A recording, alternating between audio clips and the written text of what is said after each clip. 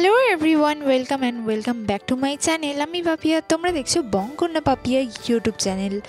আমি আজ চলে এলাম আবার একটা সরস্বতী পুজোর মেকআপ লুক নিয়ে। আগেই একটা তোমাদের সাথে শেয়ার করেছি, এটা হচ্ছে সেকেন্ড লুক। তো ফার্স্ট আমি আমার ফুল ফেসে দেখো প্রাইমার অ্যাপ্লাই করে নিয়েছি। বাই দ্য ওয়ে, এবছর সরস্বতী পুজো আর ভ্যালেন্টাইন ডে দুটো একসাথে পড়েছে।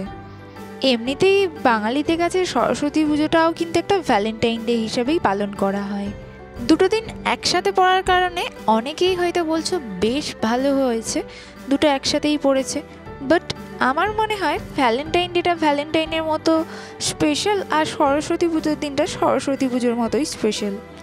তাই দুটো দিন আলাদা আলাদা পড়লে মনে হয় আরও একটু ভালো হতো। কাপলদের জন্য তো বেশ ভালোই হলো, যারা লুকিয়ে লুকিয়ে বাড়ি থেকে প্রেম করতে বেরোতে পাও না ভ্যালেন্টাইন ডের দিন, তারা সরস্বতী পুজোর দিন নিজের প্রেমিকের সাথে বা প্রেমিকার সাথে দেখাও করতে পারবে। আর সিঙ্গেলদের কথা তো বাদই দিলাম, সরস্বতী পুজোয় কাপলদের দেখে হিংসে করো না বা মন খারাপও করো না। ফ্রেন্ডদের সাথে চুটিয়ে আড্ডা মারো, ঘোরাঘুরি করো আর ফুল পেট খাওয়া দাওয়া করো। দেখো, গল্প করতে করতে কিন্তু আমার মেকআপ বেসটা হাফ কমপ্লিট করেই ফেললাম। ফার্স্টে কনসিলার অ্যাপ্লাই করেছিলাম যাতে ফেসের মধ্যে ডার্ক স্পটগুলোকে দেখতে না পাওয়া যায়। তারপরে অল্প পরিমাণ একটু ফাউন্ডেশন অ্যাপ্লাই করে নিয়েছি। আমি আগের ভিডিওটাতেও যেমন বলেছিলাম যে যেহেতু এটা ডে মেকআপ, তাই একদম আমি স্কিন টোনের কালারের ফাউন্ডেশন অ্যাপ্লাই করছি। তোমরা চাইলে ওয়ান শেড লাইট ফাউন্ডেশনও ইউজ করতে পারো। এরপর আমি আমার ফোরহেড, নোজ আর চিকবোনটাকে একটু কন্ট্রোল করে নেব যাতে আমার মুখটা একটু স্লিম লাগে। এমনি বেশ কয়েকদিন অসুস্থতার কারণে মুখটা স্লিম হয়েই গেছে, তাই আমি একটা হালকা ব্রাউন কালারের এখানে কন্ট্রোল ইউজ করেছি আজকে।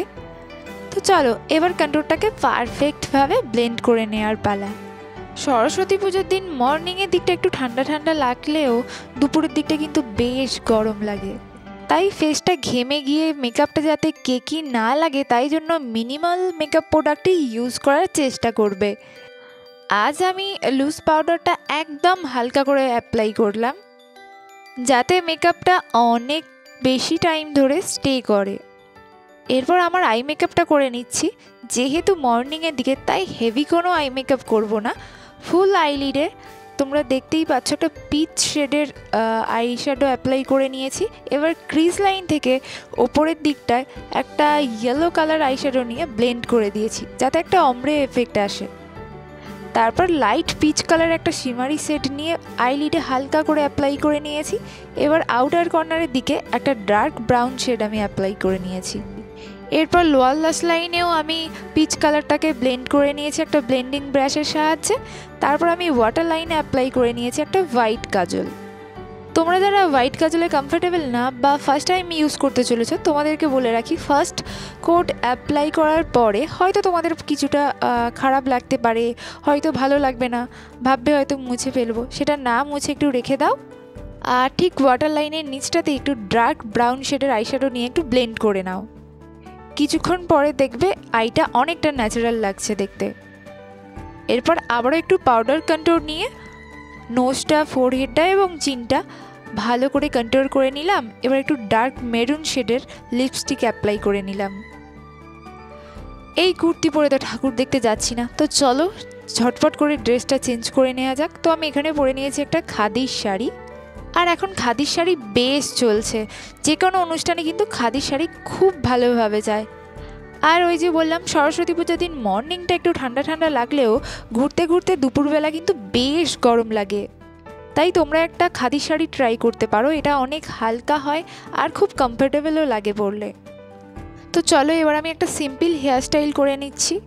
যারা খোলা চুলে স্বাচ্ছন্দ্য না, তারা সরস্বতী পুজোর দিন এইরকম একটা বান ট্রাই করতেই পারো। এটা বানানো খুব ইজি আর দেখতেও বেশ ভালো লাগে। তো তোমরা দেখতেই পাচ্ছ আমি হেয়ারের হাফ সেকশনটাকে একটু টুইস্ট করতে করতে পাফ করে নিয়েছি। এবার সেটাকে একটা ববি পিন দিয়ে সিকিওর করে নিয়েছি। এবার বাকি সামনের সেকশনটাকেও আমি হালকা একটু পাপ করে একটা ববি পিনের হেল্পে সেটাকেও সিকিওর করে নিলাম। আর সামনে দেখো এরকম হালকা একটু চুল ছেড়ে রেখেছি যাতে লুকটা একটু অন্যরকম আসে। এবার লেফট সাইডের হেয়ারটাকেও আমি হালকা করে পাফ করে নিচ্ছি, নিয়ে সেটাকেও একটা ববি পিন দিয়ে সেট করে নেব। সেম ফ্রন্ট সেকশনের হেয়ারটাকেও একটু নামিয়ে একটা ববি পিন দিয়ে সিকিউর করে নেব। এরপর কি করব, আমি পুরো চুলটাকে ওয়ান সাইডে ধরে আমি এখানে রাইট সাইডে একটু চেপে চুলটা বেঁধে নিলাম। তারপর সেটাকে দেখো খুবই সিম্পল একটা বেনুনি করে নিচ্ছি। এবার পুরো চুলটা বেনি হয়ে গেলে আমি ডগায় একটা রাবার ব্যান্ড দিয়ে এটাকে আটকে দেব, আর বেনিটার ওয়ান সাইডটা আমি এইভাবে পাফ করে নেব যেমনটা তোমরা দেখছো। এবার এটাকে না এইভাবে সার্কেল করে ঘুরিয়ে ঘুরিয়ে ওয়ান সাইডে একটু চেপে একটা বান করে নেব। তারপর তোমরা তোমাদের পছন্দ মতো তোমাদের জুয়েলারি পরে নাও। তবে এই ধরনের খাদি শাড়ির সাথে না এই ব্ল্যাক পলিশের জুয়েলারিগুলো খুব ভালোভাবে যায়। আর আমি এখানে লুকটা একটু কমপ্লিট করার জন্য একটা ছোট্ট বিন্দি পরে নিয়েছি। শুধুমাত্র কানে আর গলায় জুয়েলারি পরলে হবে, ম্যাচিং করে হাতেও কয়েকটা এরকম ব্যাঙ্গেলস পরে নাও। তারপর দেখো তোমার সরস্বতী পুজোর লুকও কিন্তু এইভাবে কমপ্লিট হয়ে যাবে। আজকের লুকটা কেমন লাগছে জানিও কমেন্টে। ভালো লাগলে প্লিজ একটা লাইক এবং শেয়ার করে দিও।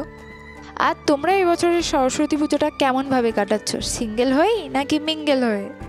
আর আমার চ্যানেলে কেউ নতুন এসে থাকলে চ্যানেলটিকে সাবস্ক্রাইব করে পাশে থাকা বেল আইকনটিকে প্রেস করে দাও, যাতে আমার নেক্সট ভিডিও নোটিফিকেশন সবার আগে তোমাদের কাছে পৌঁছে যায়। খুব তাড়াতাড়ি দেখা হবে তোমাদেরই পছন্দের নতুন কোনো ভিডিও নিয়ে।